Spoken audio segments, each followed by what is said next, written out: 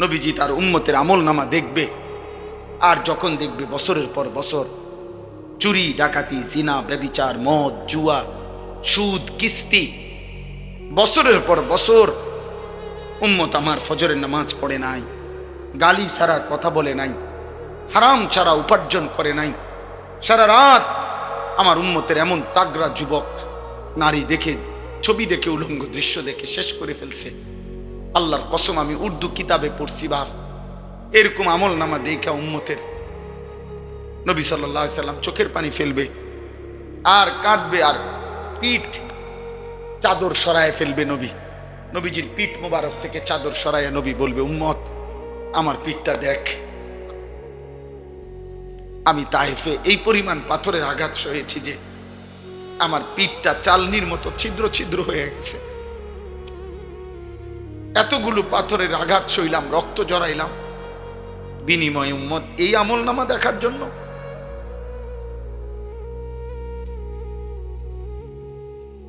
এই আমল নামা, আমি শ্রেষ্ঠ নবী, তুমি আমার শ্রেষ্ঠ উম্মত, আমার উম্মত 30 বছর সুদ খায়, আমি এটা আমার মালিকের সামনে সুপারিশের জন্য কেমনে পেশ করবো? কও ভাই, তুমি নাম্বারই পাইছো হুদা 12, তোমারে ফাঁস করায় দিবার জন্য, কেমনে প্রিন্সিপালের কাছে এটা দিব কেমনে? তুমি যে হুদা নাম্বারই পাইছো হুদা 12, কোনানে 12 কোনানে 40, কথা বুঝেন নাই? কোন বাবা যদি 12 বছর বিদেশ থেকে তার এক ছেলেকে ঢাকা শহরে মনে করেন পড়াইলো, 12 বছর পর্যন্ত তার সমস্ত টাকা লক্ষ লক্ষ ব্যয় করলো, 12 বছর পরে অনার্সের ফাইনাল ইয়ারের পরীক্ষার রেজাল্ট যখন বের হইল, দেখা গেল রেজাল্টের কাগজের মধ্যে ফেল, তো ওই বাপ কি বলবে না যে বাপ গত 12টা বছর আমি মাথার ঘাম পায়ে ফেলে একটা একটা টাকা জমাইয়া তোরে পড়াইলাম, টাকাগুলো দিলাম, বিনিময়ে এই কি ফলাফল বাবা বলেন? রাসূলুল্লাহ সাল্লাল্লাহু আলাইহি সাল্লাম বলবেন, উম্মত আমার 23 বছরের চোখের পানির এই বদলা, আমার তায়েফের রক্তের এই বদলা, আমি 14 দিনের চাইতে বেশি পেটে খন্দকের যুদ্ধের সময় 2টা পাথর বাইন্দা আমি ক্ষুধার কষ্ট সয়েছিলাম উম্মত, বিনিময়ে এই আমল নামা দেখার জন্য। আমি উহুদের দান দান শহীদ করা রক্তে আমার শরীরটা রক্ত মাখা হয়ে আমি গর্তের মধ্যে পড়েছিলাম ঘন্টার পর ঘন্টা, এই আমল নামা দেখার জন্য। কি বলবি নওজোয়ান? এই নওজোয়ান নারী দেখো, ছবি দেখো। একদিন সত্যিকার সত্যিকার খোদার কসম বলে গেলাম, একদিন মনে পড়বে, একদিন দেখবা শরীরের শক্তিও নাই, কোমরের শক্তিও নাই, যৌবনের ক্ষমতাও নাই, নিজের হাত নিজের লজ্জাস্থানে নাপাক ব্যবহার করে, আর নারী দেখে দেখে, ছবি দেখে দেখে, উলঙ্গ দৃশ্য দেখে দেখে রাতভর দিনভর শরীরের যৌবনের ক্ষমতাটাও শেষ করে দিছ, আখেরাতটাও জাহান্নাম ঠিক করে ফেলছ। একদিন দুনিয়া আখেরাত দুই দিকেই হতাশা ছাড়া আর কিছু। আমি বললাম ভাইয়া মনে রাখো, এই বন্ধুর কথা মনে রাখো, আমি তাজরবাগা মুজাররাব, পরীক্ষা করি, আমার এই নিয়ে ফিকির আছে, গবেষণা আছে। অতএব একটা যুবক হলো মনে রাখো, আমি আগেই বলছি আমার অনেক মানুষ দিয়ে আমি করবো কি, আমি তো ভোটে হারাইছি,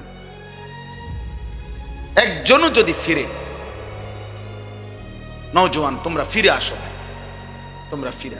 এই পৃথিবীতে একটা জিনিস মনে রাখো বাপ, এই পৃথিবীতে, পৃথিবীর ইতিহাস, পাকিস্তানের একজন বিশ্ববিখ্যাত বুজুর্গ ছিলেন, যিনি অনেক বড় মুজাহিদ ছিলেন, হযরত মাওলানা মুফতি নিজামউদ্দিন শামজাই রাহমাতুল্লাহ আলাইহি।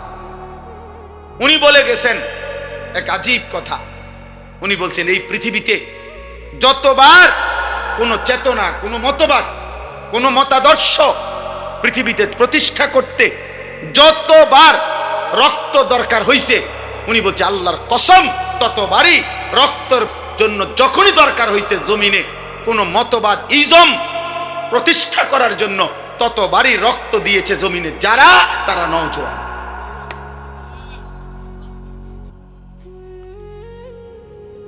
এই জন্য ইসলামের জন্য, আল্লাহর দ্বীনের জন্য বদরের যুদ্ধে, উহুদের যুদ্ধে, রাসূলুল্লাহ সাল্লাল্লাহু আলাইহি সাল্লামের 23 বছরের জিন্দেগিতে যারা জীবন দিয়েছে, রক্ত দিয়েছে, কলিজার খুন দিয়েছে, শাহাদাতের নজরানা পেশ করেছে, তারা অধিকাংশই ছিল নওজোয়ান।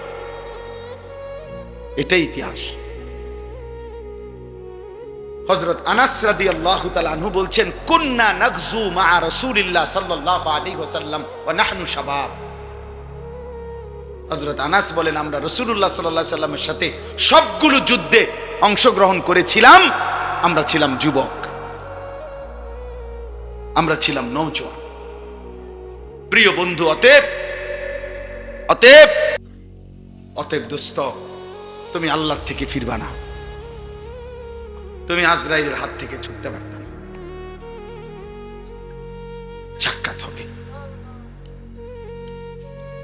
এই জন্য বাপ আমার, ভাই আমার, বন্ধু আমার, এই রাত গভীরে আলহামদুলিল্লাহ আপনারা অনেক ভালো লাগলো। এত রাত আপনারা যে সবর করে এতটা সুন্দর করে গরমের মধ্যে বসেছিলেন, আল্লাহ আপনাদের এই বসার মধ্যে বরকত দান, সেকেন্ডে বরকত দান করে। প্রিয় ভাই আমার, নওজোয়ান সাথী আমার, একটা মাহফিলে বারবার আসা খুব কষ্ট করবে। সারাটা দিন দৌড়াই আমরা, কোনো রাত নাই, দিন নাই, জিন্দিগির কোনো আগামাতা নাই। পথে পথে খাই, পথে পথে ঘুমাই। এই জন্য ভাই, আবার যদি কোনো দিন আসতে না পারি, আমাদের এই প্রিয় শ্রদ্ধেয় হযরত মাওলানা মুফতি মুহসিন সাহেব, উনি আমার আমির সাহেব, আমার অনেক শ্রদ্ধেয় মানুষ, আমরা একসাথে থাকি, চলি। অনেক পেরেশানি করছে উনি এই মাহফিলটার লেগে। হজে বলছে, ওমরাতে বলছে, উনি নিজে সৌদি আরব থেকে যোগাযোগ করছে। আলহামদুলিল্লাহ, আল্লাহ আনাইছেন। তো এই জন্য বললাম, আমরা সবার কাছে অনুরোধ, কিশোর ভাই, নওজোয়ান ভাই, তুমি আল্লাহর দিকে ফেরো, তুমি আল্লাহর দিকে। এই বন্ধুর কথা মনে করো, গুনার মধ্যে মজা নাই বাপ। শায়েখ আলী তানতাবি বলছে, একজন আরবের বিখ্যাত মানুষ ছিলেন, আছেন, তিনি বলছেন যে, হে যুবক, এই পৃথিবীর সবচেয়ে বেশি শক্তিশালী পুরুষের শক্তি যদি তোমার শরীরে দেওয়া হয়, আর কারুনের সমপরিমাণ যদি সম্পদ তোমাকে দেওয়া হয়, 10,000 নারী যদি তোমার বিছানায় দেওয়া হয়, সকলের সাথেই জিনা করবার পরেও খোদার কসম তিনি বলছেন, কারুনের সম্পদ শেষ হয়ে যাবে, তোমার শরীরের শক্তি শেষ হবে, 10,000 নারীর সাথে মিলিত হওয়া শেষ হইবে, কিন্তু তুমি তৃপ্ত হবা না। গুনাহ তৃপ্তি দেয়। এজন্য যে যুবক সন্ধ্যা থেকে নিয়ে ফজর পর্যন্ত যদি তুমি সারা রাতে যদি উলঙ্গ ছবি দেখো, এরপরও যদি তুমি ঘুমাইয়া ঘুমের থেকে উঠো, আল্লাহর কসম, উঠলে আবার দেখতে মন চাইবে, কারণ তুমি তৃপ্ত হও নাই। এজন্য গুনাহ তৃপ্তি দেয় না। কিন্তু একজন পবিত্র স্ত্রী, একজন পুরুষের 70 বছর চলে যায়। এক স্বামী তার স্ত্রী নিয়া 90 বছর পার করে ফেলে। এই জন্য গুনাহ কি দেয় না? এক সাগর মদ পান করলো, মদখোর, নেশাখোর, গাঞ্জাখোর, ফুট্টাখোর, বাবাখোর, ডাইলখোর, ইয়াবাখোর, এই হারামখোর কোনোদিন তৃপ্তি পায় না। আর এক মোমেন এক গ্লাস পবিত্র পানি পান করলেই তৃপ্ত হয়ে যায়। গুনাহ তৃপ্তি, লোনা জলে তৃষ্ণা মেটে না, গুনাহে তৃষ্ণা মেটে। আল্লাহর দিকে ফের। বয়স্ক বাবা চাচা যারা আছেন, গুনাহ ছেড়ে। সাদওয়ানের বিরুদ্ধে আমি না, আপনি সাদওয়ানে চা খান, কিন্তু বেডি চাইয়েন না, টেলিভিশন চাইয়েন না, টেলিভিশন চাই হ্যাঁ না, বিড়ি খাইয়েন না, জি গাইলে খায় না, যেটা কি যেটার কি আর এই বয়স আসেনি, যেটা খবর শুনি। আমার প্রশ্ন হলো, যেটা মানুষ কি চোখ দিয়ে নি শোনে, কথা কথা আপনি দি চোখ দিয়ে চাইয়া রয়েছেন। আপনি যদি খবরে শুনেন, উল্টো হইয়া বইয়েন, বুঝেন নাই? দোকানে টুলটা ঘুরাইয়া বইয়েন, এদিকে ফিরে বইয়েন, টেলিভিশন এদিকে, আপনি ওইদিকে পড়েন, তাহলে তো আপনি কানে শুনবেন। মুখে দিয়ে কইলেন আপনি যে কানে খবর শুনতে আসছেন, অন্তে আপনি আগ করে চাইয়া রয়েছেন। আমরা বুঝি না, আমরা চিড়া খাই, আমরা ভাত খাই না, সব আমরা কি চাঁদের দেশে থাকি? আমরা এই দেশেই তো থাকি। আমি তো কুমিল্লারই মানুষ, আমার বাড়ি নাঙ্গলকোট লাকসাম। এই জন্য আমরা সবাই বাবা, চাচা, দাদা, পর্দার আড়ালের মা বোন সবাই রে বলি, মা বোন, প্রিয় ভাই, আমরা আল্লাহর দিকে ফিরব। নবী সাল্লাল্লাহু আলাইহি ওয়াসাল্লামের একটা সুন্নাত জীবনে আমল করার চেষ্টা করেন। সুন্নাতবিহীন সুপারিশ মিলবে না, সুন্নাতবিহীন হাউজে কাউসারের পানি মিলবে না। ধোঁকা খাবেন না, ধোঁকা দিবেন না, নিজেরাও ধোঁকা খাইয়েন না, কাউরে ধোঁকা দিয়েন না। বরঞ্চ ইমাম, খতিব, আলেম, পাবলিক, হুজুর, সাধারণ জনগণ সকলেই আমরা নবীজির একটা সুন্নাত আমাদের জীবনের মধ্যে অনুসরণ করতে হবে। এটাই আমাদের সমাধান। আল্লাহ আমাদেরকে তৌফিক দান করেন। আমি প্রত্যেক দিন এই বছর আমি পাক্কা নিয়ত করছি, আমার বাংলাদেশের একজন বড় বুজুর্গ আছেন, ঢাকা গাজীপুর কাপাসিয়ার হজরত অধ্যক্ষ মিজানুর রহমান চৌধুরী, বাংলাদেশের একজন বড় আল্লাহওয়ালা বুজুর্গ মানুষ। উনি একটা কিতাব লিখছে নবীজি সাল্লাল্লাহু আলাইহি সাল্লামের সুন্নাতের উপরে, তালিমুস সুন্নাহ। প্রায় 600 পৃষ্ঠার চাইতে বেশি এই কিতাবটা। বাংলা ভাষায় আমাদের প্রিয় নবী সাল্লাল্লাহু আলাইহি সাল্লামের জীবনের উপরে, সুন্নাতের উপরে এর চাইতে বিস্তারিত সুন্নাতের প্রামাণ্য দলিল সহ এত বড় কিতাব আর নাই। একদম বিশুদ্ধ সুন্দর দলিল সহ একটা কিতাব নবীজি সাল্লাল্লাহু আলাইহি সাল্লামের একটা সুন্নাত, ছোট থেকে ছোট, বড় থেকে বড়, নবীর জীবনের বিন্দু বিন্দু সুন্নাত এই কিতাবের মধ্যে আছে। আমরা এটা হজরতের কাছ থেকে আইনা বিক্রি করি। আমি বলছি, হজরত একবার রমজানের আগ পর্যন্ত এই কিতাব আমি বিক্রি করবো মাহফিলে, এই আশায় যে উম্মতের ঘরে ঘরে নবীজির সুন্নাতের একটা পূর্ণাঙ্গ বই পৌঁছে যাক। এটা আমার একটা আশা। একটা সময় মুকসুদুল মুমিনিন ঘরে ঘরে থাকতো মানুষের, একটা সময় বেহেশতি জেউর ঘরে ঘরে থাকতো। এরকম একটা কিতাব 400 টাকা মূল্যে আমরা বিক্রি করি, ওই আমাদের সাদা গাড়িতে যাওয়ার সময় সুযোগ হইলে আপনারা কিনেন। ঘরে রাখলে যখনই সুযোগ হয়, নারী পুরুষ, ছোট বড় বুড়া, যেই পড়বেন নবীজির একটা সুন্নাত শিখতে পারবেন। আল্লাহ তাআলা আপনাদেরকে তৌফিক দেন, কবুল করেন। আজকের এই মসজিদ, এই মাদ্রাসা, এই মাহফিল, এই ইন্তেজামের মধ্যে আল্লাহ তাআলা ভরপুর বরকত দান করেন। আমিন। আলহামদুলিল্লাহি রাব্বিল আলামিন। মাওলায়ে কারীম, আপনি মাফ করে দেন। রাত গভীর মাওলা, আপনার বান্দারা বড় বেশি ভালোবাসা নিয়ে বসেছিল মাওলা। আপনি দেখছেন মাওলা, আপনার ভালোবাসায় বসেছে মাওলা, মদিনার বন্ধুর ভালোবাসায় বসেছে মাওলা। আপনি একজন একজন করে সকলকে মাফ করে দেন মাওলা। আযাব দিলে আপনার কোনো লাভ নাই, মাফ করে দিলে আপনার কোনো ক্ষতি নাই। মাফ করলে মাওলা আপনার কমবে না, মাফ না পেলে আমাদের উপায় থাকবে না। রাত গভীরে মাওলা চোখ বন্ধ করে দেখলাম পেছনটা শুধুই গুনাহ আর গুনাহ মাওলা। অন্ধকারে মাওলা আপনি মাফ করে দেন, মাফ করে দেন। চোখ বন্ধ করতে ভয় হয়, ঘুম যেতেই ভয় হয়।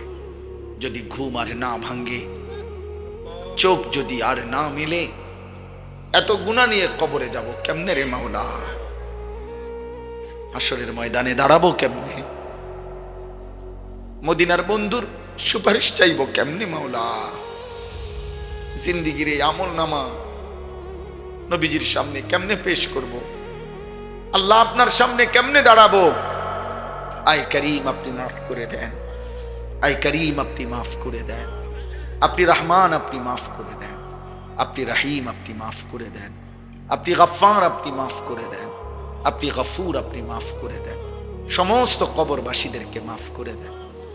কিয়ামত পর্যন্ত কবরের আযাব মাফ করে দেন। কবরগুলোকে জান্নাতের টুকরা বানিয়ে দেন।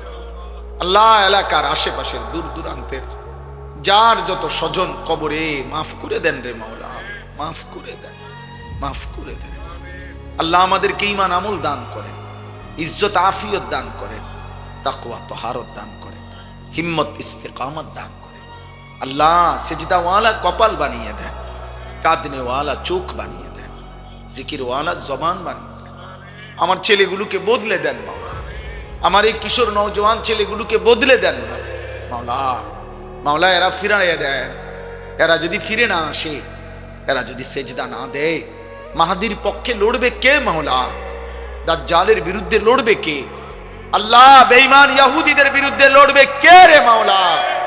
আল্লাহ মুসলমানের যুবক ফিরায়া দেন, কালেমার যুবক ফিরায়া দেন, একটা একটা ছেলেকে ফিরিয়ে দেন, বঞ্চিত কইরেন না মাওলা। এদের চুল চেহারা সুন্দর করে দেন, স্বাভাবিক করে দেন, সুন্নাতে নববীর অনুসরণওয়ালা বানিয়ে দেন। আল্লাহ এই ছেলেগুলোকে বঞ্চিত করেন। এত রাত ওরা কষ্ট করে বসেছে তো মাওলা, আপনার কথাই শুনছে মাওলা, আপনি বদলে দেন। আপনি চাইলে বদলে যাবেন, আপনি তো দিলের মালিক। ওমরকে আপনি বদলে দিয়েছেন, নওজোয়ানকে আপনি বদলে দেন মাওলা, দেন। আমি ভিক্ষা চাইলাম, আমি ভিক্ষা চাইলাম। অসুস্থ বিমারি যারা শিফা করে দেন, আমার মা বোনদেরকে পর্দা পুশিদা দান করেন, আবেদা সালেহা ফাতেমা রাবেয়া বসরিয়ার মতো বানিয়ে দেন।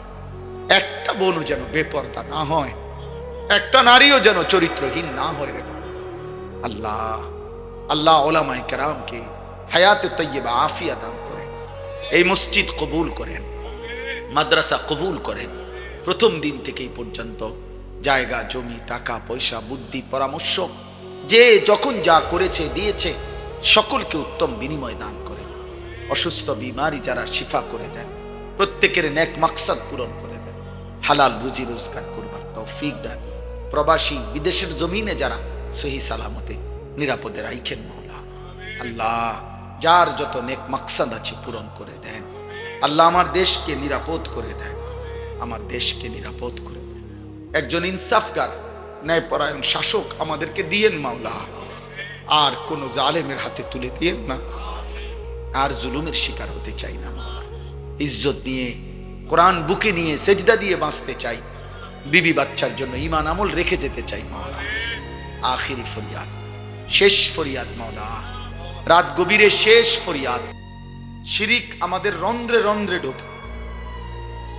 নবী সাল্লাল্লাহু আলাইহি ওয়াসাল্লাম বলছেন, অন্ধকার রাত্রে, অমাবস্যার রাত, অন্ধকার রাত্রে যদি একটা অমাবস্যার রাতে একটা কালো পাথরের উপরে যদি একটা কালো পিঁপড়া হাঁটে, এটা খুঁজে পাওয়া সহজ না কঠিন? আল্লাহ নবী সাল্লাল্লাহু আলাইহি সাল্লাম বলছেন, শিরিক তোমাদের ভিতরে, তোমাদের কথায়, তোমাদের বিশ্বাসে, তোমাদের চাল চলনে, তোমাদের আচরণে শিরিক ঢুকে, এইটা টের পাওয়া, খুঁজে পাওয়া, এটা ওই অন্ধকার রাত্রে কালো পাথরে ওই কালো পিঁপড়া খুঁজে পাওয়ার চাইতো বড় সূক্ষ্ম, বড় ভয়ানক, বড় মারাত্মক। আখফা মিন দাবিবিন নামলাতিস সাউদা।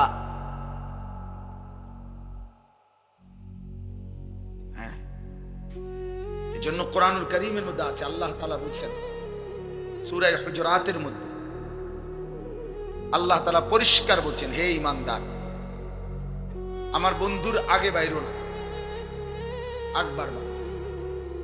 আমার নবী সাল্লাল্লাহু আলাইহি সাল্লামের সামনে আওয়াজ উঁচু করবা না। তোমরা একজন আরেকজনকে যেভাবে ডাকাডাকি করো, আমার নবীকে এভাবে ডাকবা না। আল্লাহ বলছে, এই তিন অপরাধের যে কোনো একটা হইতে পারে তোমার পুরা জীবনের আমল একসাথে নিশ্চিহ্ন হয়ে যাবে, তুমি টেরও পাবা। কোরআন শরীফের আয়াত, আন তাহবাতা আমালুকুম ওয়া আনতুম লা তাশউরুন।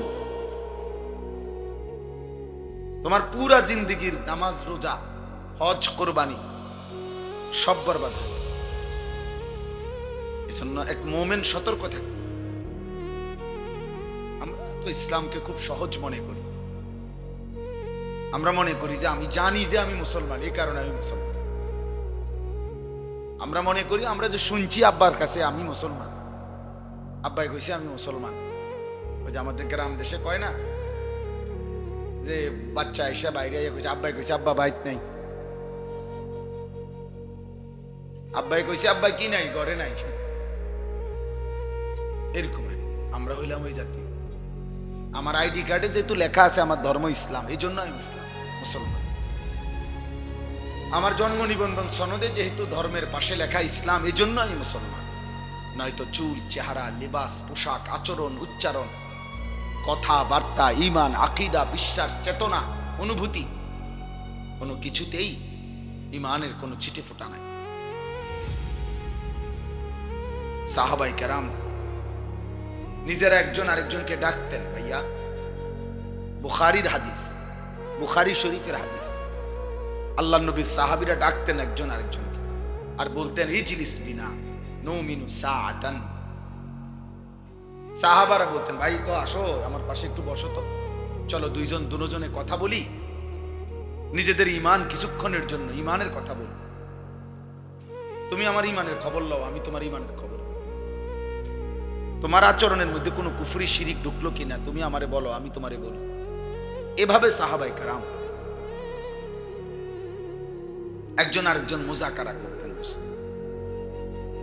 নবীজি সাল্লাল্লাহু আলাইহি সাল্লামের কাছে সাহাবায়ে কেরাম নিয়মতান্ত্রিক থেকে কিশোর বয়সে হযরত জুনদুব ইবনে আব্দুল্লাহ একজন সাহাবী রাদিয়াল্লাহু তাআলা আনহু, তিনি বলেন আমরা কয়েকজন কিশোর, এই 13, 14, 15 বছরের বাচ্চাদেরকে কিশোর বলে, কিশোর কয়েকজন সাহাবী আমরা এক বয়সী, আমরা নবীজি সাল্লাল্লাহু আলাইহি সাল্লামের কাছে ছিলাম। থেকে নিয়মতান্ত্রিক নবীজির কাছে থাইকা কিছুদিন, তো তার কাছে আমরা তাআল্লামনাল ঈমান, আমরা নবীজির কাছে ঈমান শিখলাম। বুঝছনি ভাইয়া, ঈমান শিখছি বলছে কি মানে মনে করো হযরত মালিক ইবনুল হুয়াইরিস বলেন রাদিয়াল্লাহু তাআলা আনহু, নবীজির কাছে আমরা 20 দিন ছিলাম, আকামনা 20, 20 দিন ছিলাম। তো 20 দিন থাইকা লা ইলাহা ইল্লাল্লাহু মুহাম্মাদুর রাসূলুল্লাহ এই বাক্যটা শিখছে 20 দিনে না? কি মনে হয় এটা শিখতে 20 দিন লাগে? এটা শিখতে 1 সপ্তাহ লাগে? তাহলে কি ঈমান শিখল? তাহলে বোঝা গেল শুধু এই বাক্যটা উচ্চারণ করাই ঈমান না ভাইয়া, এটা ঈমানের বাক্য, এটা ঈমানের 77টা শাখার একটা। নবীজি বলছে ফাআফদালুহা কাউলু লা ইলাহা ইল্লাল্লাহ। ঈমানের 77টি ডাল, এর একটা এটা, আরো 76টা ডাল আছে, সেগুলো শিখতে হয়।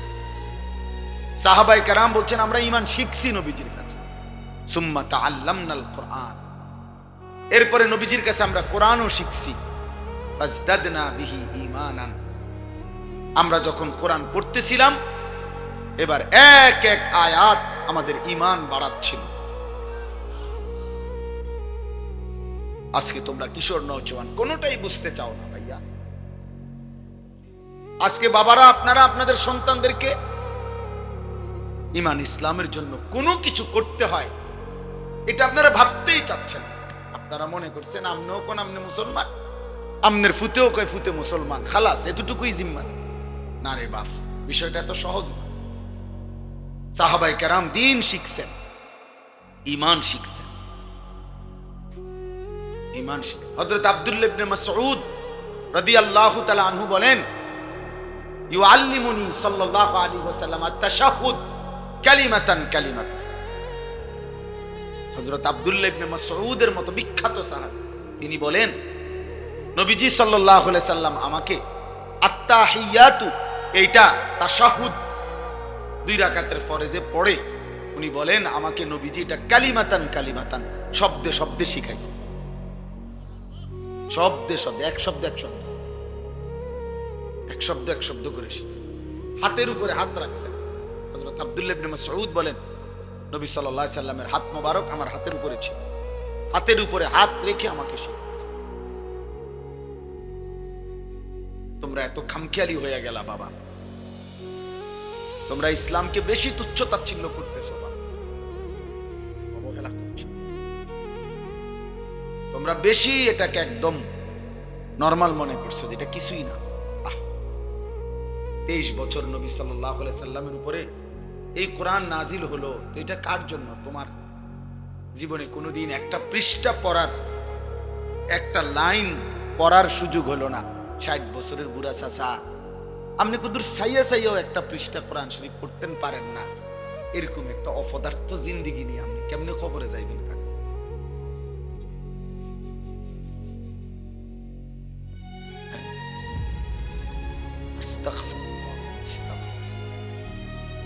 18 বছর একটা ছেলে পড়ালেখা করলো, সেই প্রাইমারি থেকে মাস্টার্স পাস করলো বেচারা, কত কিছু করলো, কত কিছু করলো, মুসলমানের বাচ্চা। তার বাপের না হয়তো কত লক্ষ টাকা খরচ গেল, কোটি টাকা খরচ গেল, বিনিময়ে 16 বছরেও কোনোদিন ও কোরআন শরীফের একটা পৃষ্ঠা শুদ্ধ পড়ার সুযোগে পায় নাই। এই বাপ কি পরিমাণ অপদার্থ, এই সন্তান কি পরিমাণ অপদার্থ। এই বাপ কি শিখাইলো, এই ফুতে কি শিখলো।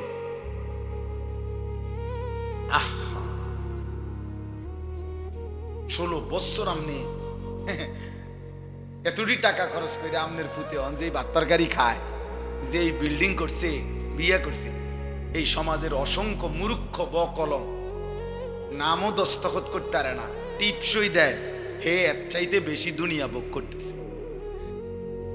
তার বাড়ি গাড়ি, তার টাইলস দেখলে আপনি চাইয়া থাম লাগে, সে অথচ সে মূর্খ। মূর্খ তো তাইলে আপনি কীর্তেন তারে 16 বছর পড়াইলেন। যদি বলেন না হুজুর শিক্ষার দাম আছে, তো শিক্ষার দাম যদি হয় এটা কি শিক্ষা, কি শিখাইলেন যে শিখার পরে 16 বছর পরেও ও তার বানানেওয়ালা চেনে না, মনিব চেনে না, কাকে সেজদা দিতে হবে এটাই জানলো না, আরে কি শিখাইলেন? 18 বছরের ছেলেটা এত বড় গাদ্দার কেমনে হইল? মাত্র 16 বছর, এই সন্তান এত বড় গাদ্দার কেমনে হইল যে মাত্র এত কম বয়সে এই নাফরমান আল্লাহকে একটা সেজদাও দেয় না। এই নাফরমান 40 বছর পর্যন্ত যাইলে কত বড় দাজ্জাল হবে এটা চিন্তা করো। ইনসাফ কি বল? এত কম বয়সে যদি এটা এত বড় বেয়াদব হয়, মাত্র 16 বছরে যদি এত নারী দেখে, এত উলঙ্গ ছবি দেখে, এই হাইওয়ান 40 বছর পর্যন্ত কি করবে? তার বয়স যখন 60 হবে, 50 বছর হবে, ওই করবেটা কি? ওই কি করবে? বইয়া বইয়া বুড়া মিয়ারা বইয়া বেকাল সাধু আনে বন খায়, হ্যাঁ হটর হটর করে বইয়া বইয়া গেল বন খায়, বিড়ি খায়, বইয়া বইয়া পান খায়, চা খায়। অনেক মুরব্বী মানুষ, আশ্চর্য, জীবনটাই শেষ বয়সটা মনে হতো না চা দোকানে রেস্টুরি করে দিছে, চা দোকানদারের রেস্টুরি করে দিছে। ধর চিকন টুল একটা বয়া দিছে চা দোকানদার, টুল বই একটা সোফা দিত, তত মনটারে বুঝাইতাম যে বেটা আজ এত বছরের বুড়া মানুষ একটা সোফাত বইয়ে চিকন টুলের মধ্যে ঠিক মতো পিছনে কিনা লাগেও না, অর্ধেকটা টুল, এই টুলটার মধ্যে এমনি বইয়া একটার পর একটা বিড়ি খাইতেছে আর রঙিন টেলিভিশনে নর্তকীর নাচ দেখে, নাটক দেখে, সিনেমা দেখে। আস্তাগফিরুল্লাহ, এটা মুসলমানের বুড়া মিয়া? একজন মুসলিম চাচা এমন হওয়ার কথা? একজন মুসলমান দাদা এমন নিকৃষ্ট হওয়ার কথা মিয়া? ইনসাফ বলে এটা? 60 বছর বয়স্ক বুড়ো মানুষও যদি এমন বেহায়া হয় যে উনি এখনো নাটক দেখে, নর্তকী দেখে, ওই সমাজের কিশোর তাহলে শিখবে কাকে? বলেন। 60 বছর বয়সী দাদাও যদি বিড়ি সিগারেট খাইতে খাইতে নাতিরে যদি কয় নাতি পড়ালেখা করে মানুষ হও, নাতি যদি কয় দাদা মনে কিছু নিয়ে নামদের মতো নিয়ে এটা, তখন আমার মতো হইলে তো এটাই করলে আল্লাহ বাঁচাইছে, আপনি আমার দাদা না চিনছেন নাম না আমার, আমি যদি আপনার নাতি হইতাম তো ঠিকই এটা কইলাম। হ্যাঁ, যদি বলেন না নাতি আমার মতো হইও না, বাইজিদ বুস্তামির মতো হইও, তাহলে নাতি যদি জিজ্ঞাসা করে দাদা যেটা আমনের গায়ে সইল না, আমনের শরীরে কুলাইল না, যেটা আমার গায়েটা চাপাই দিয়েছে, তখন কি বলবেন? অতএব জওয়ান বুড়ো, নারী পুরুষ, বয়স্ক কিশোর, আমি আপনি প্রত্যেকে খোদার কসম ভাবা উচিত। আমার প্রথম কথাই, প্রিয় নওজওয়ান, আমি প্রত্যেক দিন খোদার 12 মাস এটা বলি রে ভাই, তু আগার মেরা নিহি বনতা না বন আপনা তো বন। এই সমাজের, এই দেশের, এই পৃথিবীর, এই সমাজের, এই বাড়ির, এই এলাকার, এই মহল্লার কারো কোনো উপকার যদি তুমি নাও করো, প্রিয় ছেলেরা বাবারা, কমপক্ষে নিজের ভালো করো, এতটুকু করো বাপ। তুমি তোমার বিবেককে প্রশ্ন করো, মুসলমানের চুল এমন হয়? মুসলমান কি 365 দিনে কোনোদিন ফজরের নামাজ পড়ে না? মুসলমান কি 30 বছর সুদ খায়? মুসলমানদের ঘরে প্রত্যেক দিন রঙিন টেলিভিশনে নর্তকীর নাচ, নাটক, সিনেমা চলে? মুসলমান কি প্রতিদিন চা দোকানে টেলিভিশন দেখে? মুসলমান কি প্রতিদিন বিড়ি সিগারেট খায়? মুসলমান কি প্রতিদিন কথায় কথায় গালি দেয়? এমনটা হওয়ার কথা মুসলমান? এটা মুসলমানের আখলাক। একজন মুসলিম বোন, একজন মুসলিম মা প্রত্যেকদিন বেপরদা, প্রতিদিন রাস্তার লগে পুকুরের পাড়ে গোসল করবো খোলামেলা, এটা মুসলিম নারী? ইনসাফ করে, ইনসাফ করে। বাবারাও ভাবেন, ছেলেরাও, আমিও ভাবি, নিজের জন্য ভাবেন, নিজের জন্য। আলাইকুম আনফুসাকুম, আল্লাহ তাআলা বলছে কোরআনে, হে ঈমানদার, ইয়া আইয়ুহাল্লাযীনা আমানু আলাইকুম আনফুসাকুম, তোমরা প্রত্যেকেই নিজেকে আঁকড়িয়ে ধরো। আল্লাহ বলছে নিজেকে আঁকড়িয়ে, নিজেরে নষ্ট করো না বান্দা। এই পৃথিবীর কারো কিছু না করা উচিত, সবার জন্য কিছু। সবার কিছু করতে না পারলেও কমপক্ষে নিজেকে মজবুত করে ধরো। ইয়া আইয়ুহাল্লাযীনা আমানু কু আনফুসাকুম ওয়া আহলিকুম নারা, আল্লাহ বলছে হে ঈমানদারগণ, সকলেই তোমরা নিজেকে বাঁচাও জাহান্নামের আগুন থেকে এবং পরিবারের সদস্যদেরকে বাঁচাও জাহান্নামের আগুন থেকে। আমার প্রশ্ন এটা আলাদা বললো কেন? নিজেকে বাঁচাও এবং পরিবারের সদস্যদেরকে বাঁচাও আলাদা বলছে।